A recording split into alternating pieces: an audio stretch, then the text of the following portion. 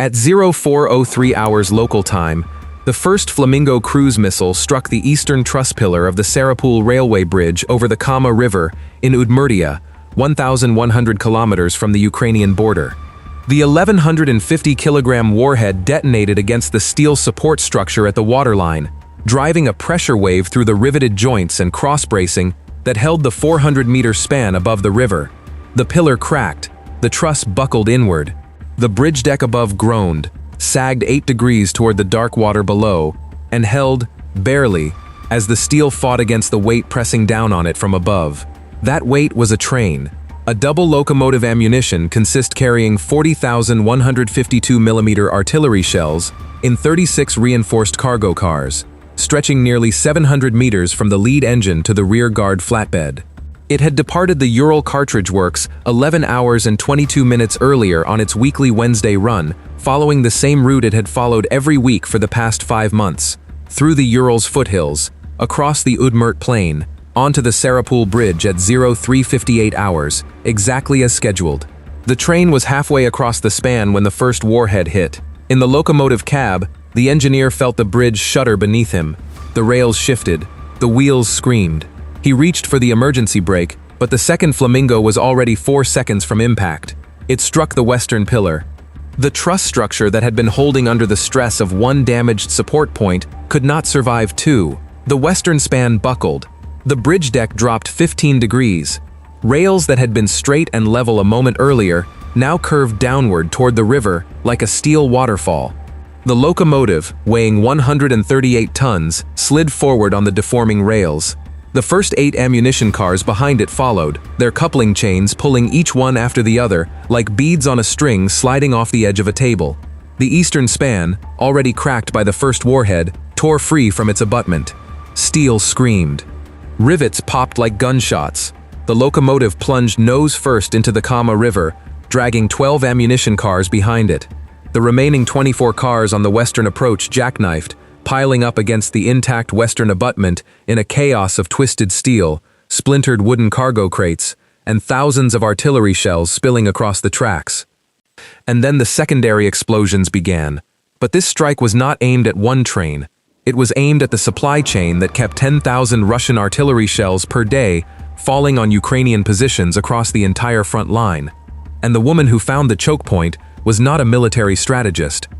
She was a 26-year-old former freight scheduling coordinator who understood that every railway network has a single point where everything must pass, and if you find it, you can stop everything behind it with one strike.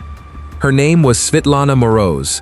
She was a railway logistics analyst working inside a joint GUR-SBU infrastructure targeting cell.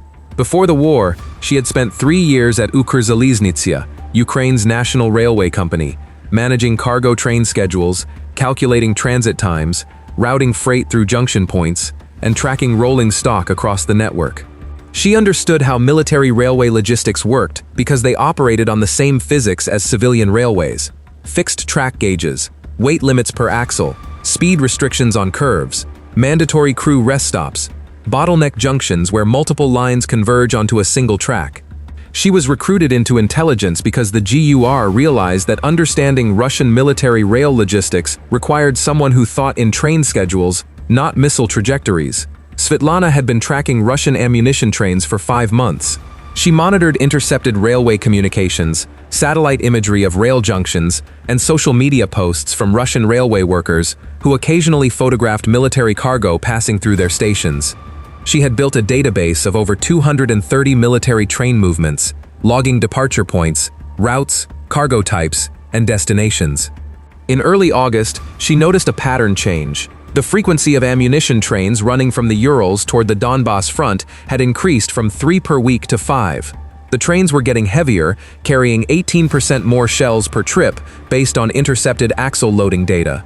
She calculated the total, approximately 40,000 shells per train, 5 trains per week, 200,000 shells per week flowing from the Urals to the front line. Then she found the choke point that changed everything. Every single ammunition train from the Urals factories had to cross one bridge.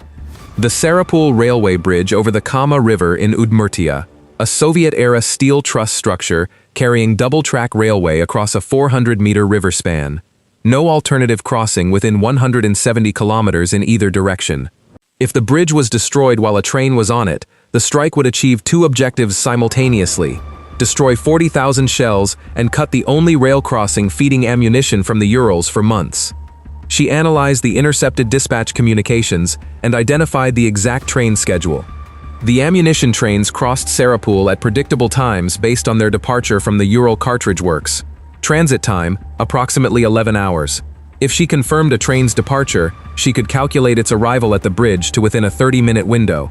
She tracked 11 consecutive crossings. The variance was plus or minus 22 minutes. The heaviest train departed every Wednesday evening and crossed the bridge at approximately 0400 hours Thursday morning. She cross-referenced with satellite imagery and discovered minimal protection. A single guard post on the western bank, with 2 unarmed civilian railway security personnel. No dedicated air defense. The nearest Pantsir S-1 was 23 kilometers south at a fuel depot. Russia had never expected a strike this deep against railway infrastructure in Udmurtia. She submitted her analysis to her cell commander, Major Alexander Pavlenko. He hesitated. Miraz, hitting a railway bridge in Udmurtia is an 1,100-kilometer mission. We would need Flamingos, and every Flamingo is allocated to the refinery campaign. Command is not going to pull cruise missiles off oil targets to hit a bridge. The refinery strikes are generating international headlines. A railway bridge in Udmurtia generates nothing. Submit the data to the archive and keep tracking. Svitlana did not submit it to the archive. Over 12 days, she built a dossier that proved the bridge was more valuable than any refinery. She calculated the exact ammunition flow through Sarapul and demonstrated that destroying it would remove 200,000 shells per week from the supply chain. She converted that into frontline impact. At 10,000 shells per day, the bridge carried 20 days of Russian artillery supply. Cutting it would create a shortage affecting firing rates within 7 to 10 days. She mapped the alternative routes. The nearest crossing was 170 kilometers north at Perm.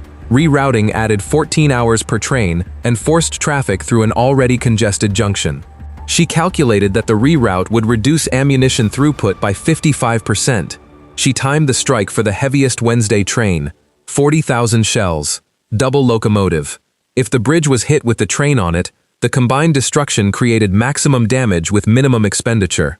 She also identified a secondary target, the Sarapul junction switching equipment on the western bank, where ammunition trains merged onto the main trunk line. Destroying the junction would prevent Russia from building a temporary pontoon crossing and resuming traffic within days. She submitted the dossier directly to the GUR Strategic Targeting Directorate. 68 pages. Her cover note: the Sarapul bridge carries 200,000 artillery shells per week from the Urals to the front. Destroy the bridge with a train on it, and Russian artillery loses 20 days of supply. The next train crosses Thursday at 0406. Flamingos can do this. A GUR colonel called her within 8 hours. How confident are you in the Thursday crossing time? Svitlana answered, 11 consecutive crossings tracked. Variance plus or minus 22 minutes. The train will be on that bridge between 0338 and 0422. The colonel paused. 6 Flamingos. That is all? Svitlana answered. The bridge has no air defense. 6 is enough if we hit the right points. The mission was designated Mollet, the Ukrainian word for hammer. 6 Flamingo cruise missiles. The smallest strike package the targeting cell had ever proposed. 2 targeted at the bridge truss pillars. 2 targeted at the train while it crossed the span. 2 targeted at the Sarapul junction on the western bank. Total flight distance: 1,200 kilometers on a dogleg route northeast through Russian airspace. The missiles would fly at 50 meters altitude through the sparsely defended corridor between Nizhny Novgorod and the Urals, arriving at the bridge within the 30-minute window when the ammunition train was crossing. At 1600 hours on Wednesday, Svitlana's intercept equipment confirmed it. The Wednesday train departed the Ural cartridge works on schedule. 40,000 shells loaded. Double locomotive. Estimated crossing time at Sarapul: 0358 hours, plus or minus 22 minutes. She transmitted the confirmation to the launch team. The Flamingos were already on their rails. At 1730 hours, 6 Flamingos launched from a concealed site in Poltava Oblast and banked northeast. They climbed to cruise altitude, dropped to 50 meters as they crossed into Russian airspace, and began the long transit through Kostroma, Kirov, and into Udmurtia. The night was clear with scattered clouds. The terrain was flat farmland and forest for most of the route, providing minimal radar obstacles but also minimal cover. At 0144 hours, the NEBO-M surveillance radar in the Perm region detected faint returns moving northeast at 550 kilometers per hour. The operator flagged the contact, but classification took time. 6 targets was a small formation. It could be military aviation transiting between bases. The contact was passed to the regional command center for analysis. At 0208 hours, the contact was reclassified as hostile. The engagement order was transmitted to the S-300 PM battery at Izhevsk, 58 kilometers northwest of the bridge. The battery's radar locked onto the formation, but the targets were flying at 50 meters altitude through rolling terrain that created intermittent radar masking. The battery commander ordered a salvo. 4 missiles launched. The first tracked a Flamingo crossing an open field and destroyed it at 23 kilometers. The second lost its target behind a forested ridge and self-destructed. The third and fourth chased targets into ground clutter and detonated without hitting anything. 4 missiles, 1 kill. 5 Flamingos continued. The battery launched a second salvo, but the remaining missiles were now less than 40 kilometers from the bridge. 2 more missiles launched. 1 tracked a Flamingo into a river valley and lost it among water reflections. 1 locked onto a target that jinked behind terrain at the last second. Both missed. 6 missiles total, 1 kill. 5 Flamingos continued toward the bridge. At 0358 hours, the ammunition train rolled onto the Sarapul bridge, exactly on schedule. The locomotive's headlight cut through the darkness above the Kama River. Behind it, 36 cargo cars loaded with 40,000 152mm artillery shells stretched back along the western approach. Armed guards riding on a flatbed car at the rear scanned the sky with binoculars but saw nothing. The night was quiet, except for the rhythmic clatter of steel wheels on rail joints. At 0403 hours, the first Flamingo struck the eastern pillar. 5 seconds later, the second hit the western pillar. The bridge structure failed. Rails deformed. The locomotive slid forward and plunged into the river, dragging 12 ammunition cars behind it. The third Flamingo arrived 11 seconds after the bridge collapse. It struck the locomotive wreckage in the shallow water near the eastern bank. The warhead detonated among the submerged engine compartment, but the real damage came from the ammunition cars piled into the river behind it. The impact shock and heat began cooking off 152mm shells in the flooded cargo cars. The first secondary explosion sent a column of water and steel fragments 60 feet into the air. Then another. Then another. The chain of detonations continued for 4 hours as shells heated, ignited, and exploded one by one in the wreckage. The fourth Flamingo struck the pile of jackknifed cars on the western approach. 24 ammunition cars had slammed into each other against the western abutment, spilling cargo crates across the tracks. The warhead detonated among the spilled shells. A massive secondary explosion erupted, throwing burning crates, steel fragments, and live ordnance across a 200-meter radius. Railway sleepers caught fire. Individual shells cooked off in the heat, each detonation scattering more fragments and igniting more crates in an expanding chain reaction that continued for 6 hours.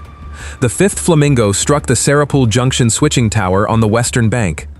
The signal equipment, track switches, and electrical control systems were destroyed. The junction connecting the Kama River crossing to the main east-west trunk line was disabled. By 0421 hours, the Sarapul railway crossing was a scene of sustained destruction. The bridge was collapsed into the river with 12 ammunition cars submerged, shells cooking off every few minutes in underwater explosions. On the western approach, 24 cars were piled against the abutment, with fires and secondary explosions spreading through the spilled cargo. The junction was destroyed. The armed guards had jumped clear and were crouching in a ditch 300 meters from the wreckage, unable to do anything but watch. Russian emergency crews arrived within 35 minutes, but could not approach. Live ordnance was scattered across a wide area. Shells cooked off at irregular intervals. Explosive ordnance disposal teams that arrived 3 hours later assessed the site would require 7 to 10 days of clearance before reconstruction could begin safely. The damage assessment completed 6 days later confirmed the scale. The bridge was completely destroyed. Full reconstruction would require 4 to 6 months, including underwater clearance of unexploded ordnance contaminating the riverbed. The junction was disabled for 3 to 5 weeks. Of the 40,000 shells on the train, approximately 28,000 were destroyed or lost in the river. 12,000 remained in damaged cars on the western approach but were contaminated by fire, water, and explosive residue. Russia was forced to reroute all Urals ammunition traffic through Perm 170 kilometers north. Throughput dropped by 55%. Within 10 days, forward artillery depots on the Pokrovsk and Chasiv Yar axes began reporting shell shortages. Russian artillery firing rates dropped by 30 to 40% as stockpiles dwindled faster than the rerouted supply could replenish them. Batteries that had been firing 200 rounds per day were reduced to 120. Batteries supporting offensive operations were restricted to defensive fire only. For every Ukrainian soldier crouching in a trench on the Pokrovsk front who noticed that the incoming artillery was falling less frequently in the days that followed, the answer was lying at the bottom of the Kama River, scattered across a destroyed railway bridge, and burning in the wreckage of 36 ammunition cars that would never reach the guns they were meant to feed. The strike did not silence every Russian gun on the front line. It sank 28,000 shells into a river and cut the bridge that carried 200,000 more every week. And for every Ukrainian position that survived an hour longer because the barrage came lighter than expected, the woman who read the train schedules had already done the math. In the infrastructure targeting cell, Svitlana Moroz's railway database was still open on her screen, the Wednesday departure highlighted in yellow with a crossing time she had predicted to within 19 minutes of the actual impact. Her name did not appear in any operational report. Her Ukrzaliznychia employment history was not mentioned in any briefing. But the 68-page dossier that turned a freight scheduler's understanding of railway physics into the destruction of the only bridge carrying artillery shells from the Urals sat in the classified archive, stamped with the shortest approval note she had ever seen: "Do it."